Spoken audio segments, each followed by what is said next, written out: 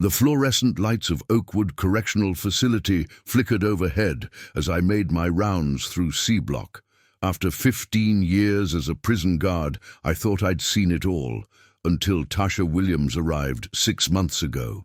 I'm Officer Marcus Reynolds. I've worked at this women's maximum security prison long enough to know the hierarchy, the politics, and how power shifts between inmates. But nothing prepared me for what happened when this teenager walked through our gates and disrupted the entire ecosystem of Oakwood. Most new inmates arrived terrified or defiant, sometimes both. Tasha was different. She walked in with an eerie calmness that immediately caught my attention. Just 18, with her hair in tight braids and eyes that seemed to absorb everything, while revealing nothing. She was sentenced to 15 years for aggravated assault and attempted murder, charges that seemed impossible for someone so young. "Fresh meat coming through," announced Officer Diaz as we escorted her to processing. The older inmates assessed her the way predators size up potential prey, especially Connie Valdez, the unofficial queen of C Block, who ran the prison's most dangerous gang. I remember how she smirked at Tasha, already planning the girl's initiation into the brutal pecking order. "You won't last a week, Princess," Connie called out. Tasha didn't even flinch. She just looked at Connie with those unsettling eyes and smiled slightly. Not the nervous smile of someone scared, but the knowing smile of someone who sees 10 moves ahead in a chess game. That should have been my first warning. The first incident happened 3 days later in the cafeteria. I was on duty when Melissa Turner, one of Connie's enforcers, accidentally spilled hot soup on Tasha's lap. Standard intimidation tactics. I'd seen it 100 times. What wasn't standard was Tasha's reaction. No screaming, no jumping up. She slowly wiped her pants with a napkin, her expression unchanged.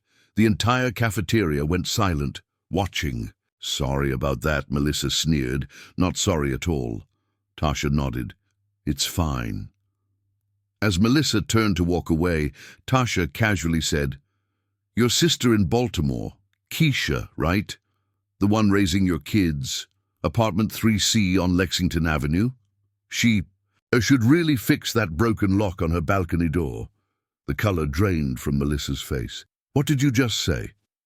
"Nothing, just thinking out loud," Tasha replied, returning to her meal as if nothing had happened.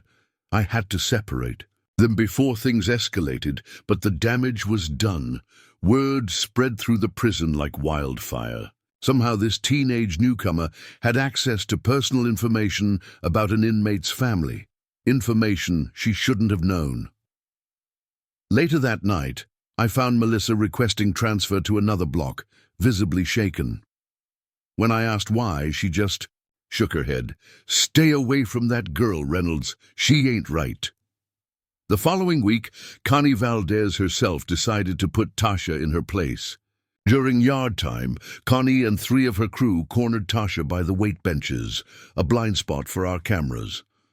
I was making my way over when I heard Connie's voice. "Time to learn how things work around here, little girl."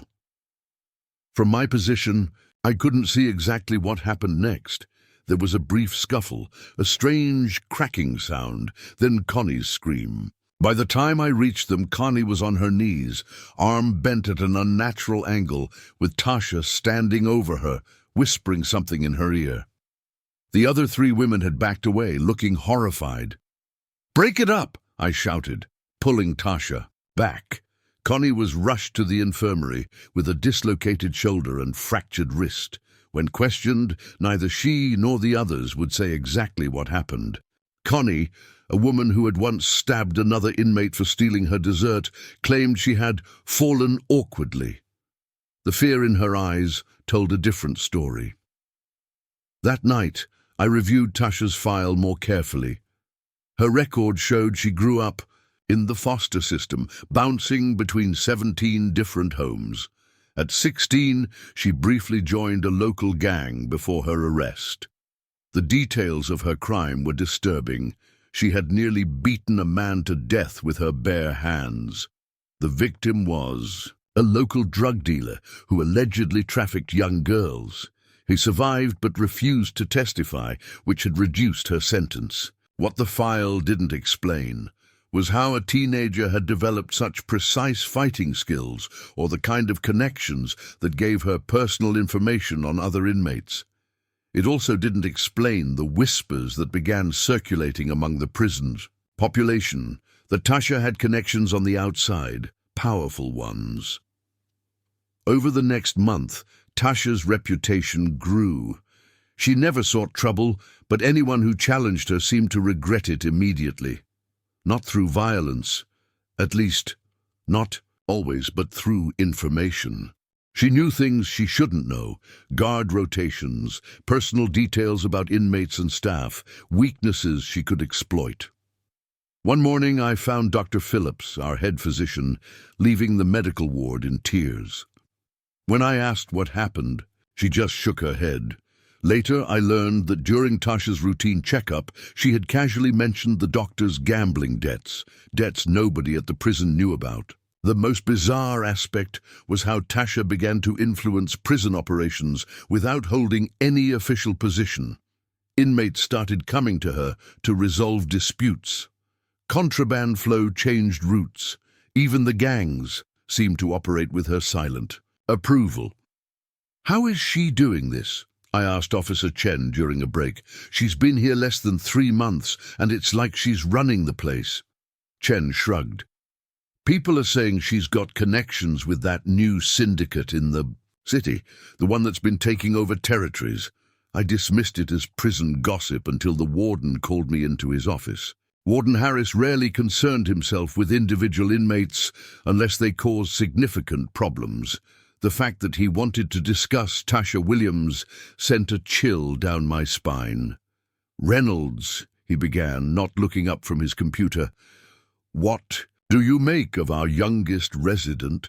I chose my words carefully. "She's unusual, sir, adapting faster than most."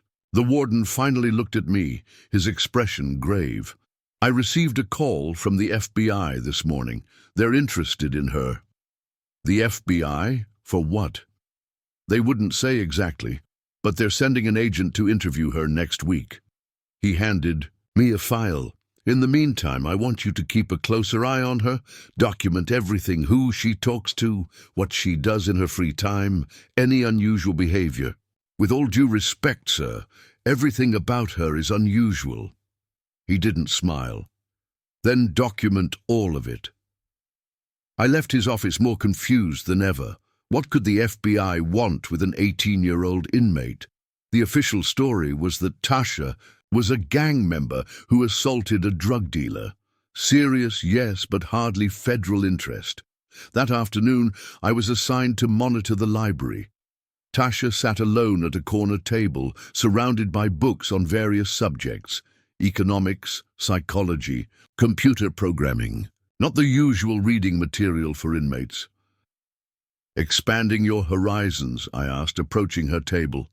She looked up, those unsettling eyes studying me. "Knowledge is power, Officer Reynolds, especially in here. Most people your age would be finishing high school, not serving time in a maximum security prison. Most people my age haven't lived my life." She closed her book. "But you didn't come over to discuss my reading habits." I was taken aback by her directness. "The warden asked me to check on you because of the FBI visit." It wasn't a question. My shock must have been evident because she smiled slightly. "These walls talk, Officer Reynolds. Nothing stays secret for long. Want to tell me why the FBI is interested in you?" She seemed to consider this. "They think I have information." "About what?"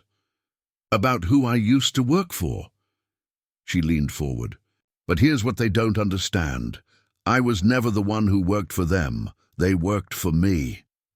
I almost laughed, thinking it was a joke. The idea that this teenager had run any kind of operation that would interest federal authorities seemed absurd, but the cold certainty in her eyes stopped my laughter before it began.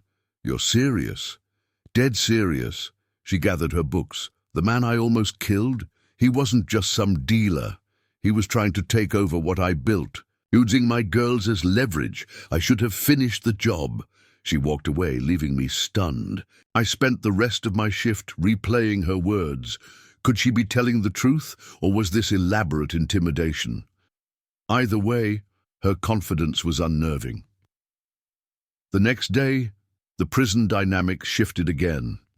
Two inmates who had been hostile toward Tasha suddenly became her shadows, following her through the yard, sitting with her at meals. When I checked their visitor logs, I discovered both had received visits from the same unidentified woman the previous day. A woman who somehow got approved without proper documentation. I brought this to the warden's attention, who promised to investigate but seemed oddly reluctant. Later, I overheard him on the phone. "Yes, she's behaving. No incidents. I understand the importance." Who was he talking to, and why? Did he sound almost afraid? The FBI agent arrived the following Monday, Agent Diana Williams, no relation to Tasha, a stern woman with sharp eyes and a sharper suit. She spent 3 hours in the private visitation room with Tasha. I wasn't privy to their conversation, but when they emerged, Tasha looked unfazed while Agent Williams appeared visibly frustrated. "How did it go?" I asked the agent as I escorted her out. "That girl is either delusional or dangerous," she muttered. "Possibly both." "What did she tell you?" Agent Williams stopped walking.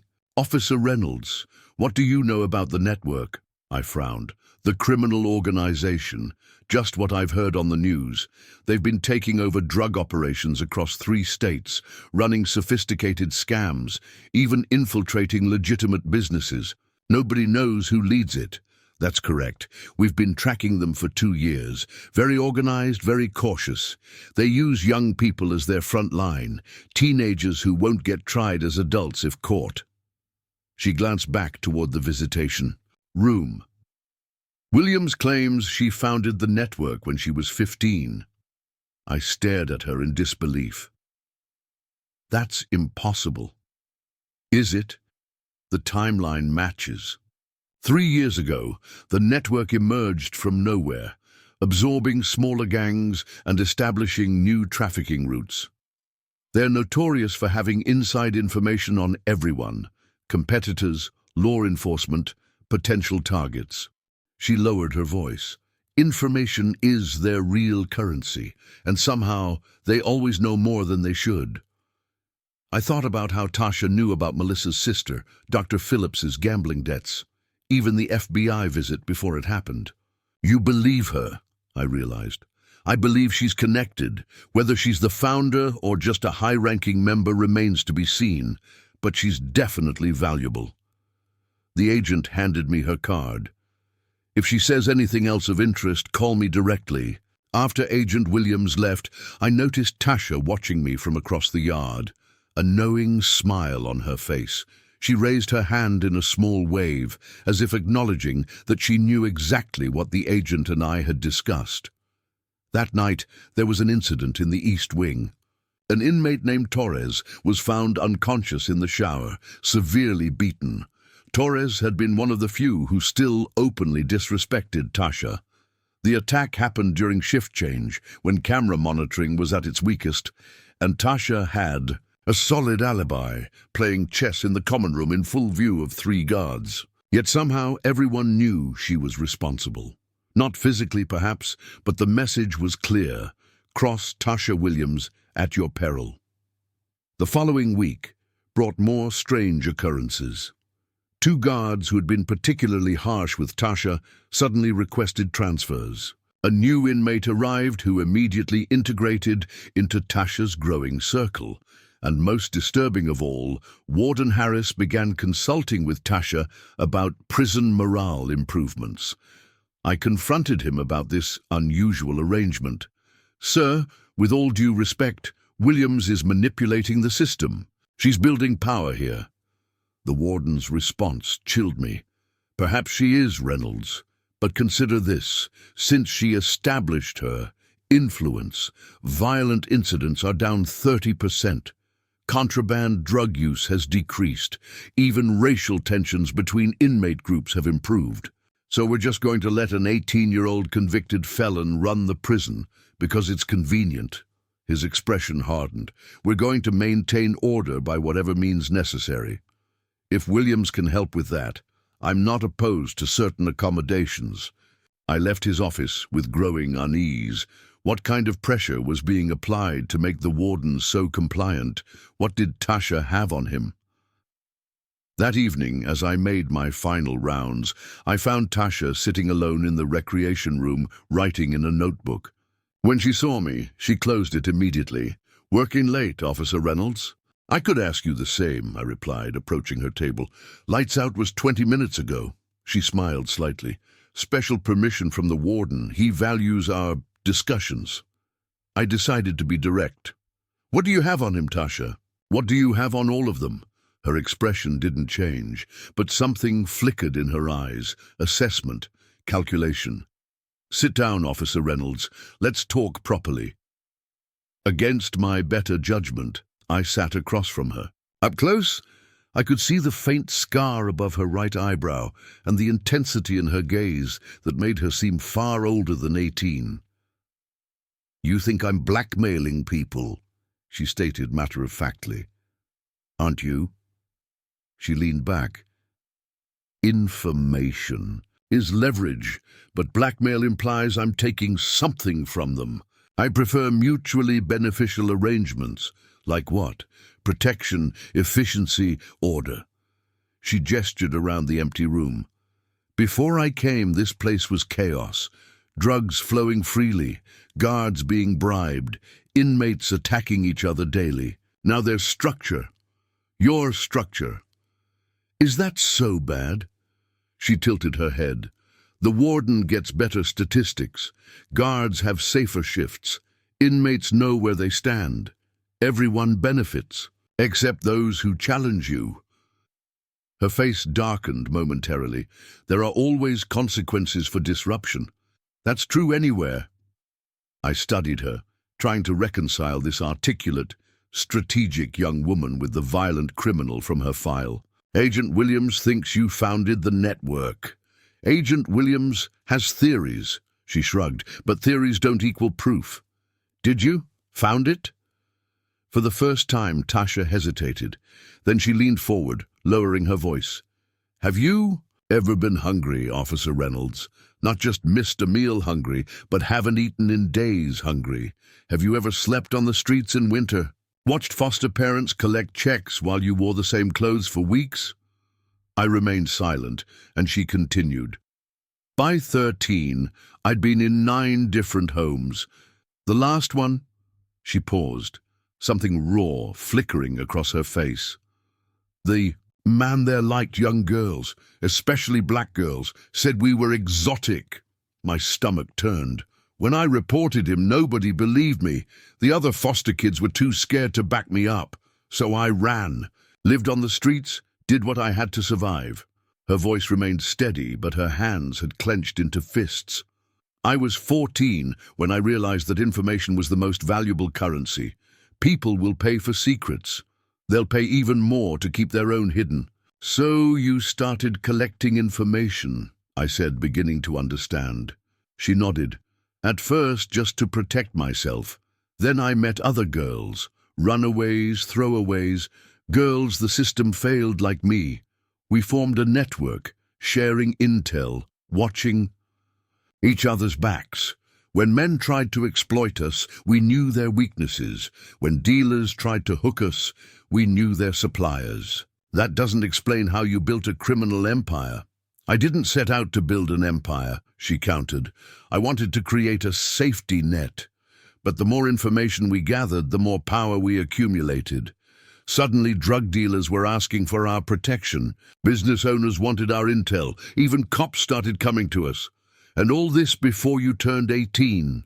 I couldn't keep the skepticism from my voice. "Age is just a number, Officer Reynolds. On the streets, you grow up fast or you don't. Grow up at all." She looked down at her notebook. "By 16, I had 50 girls working for me across the city. None of them prostituting, all of them gathering information. We became the invisible eyes and ears of the streets, until you nearly beat a man to death. Her expression hardened.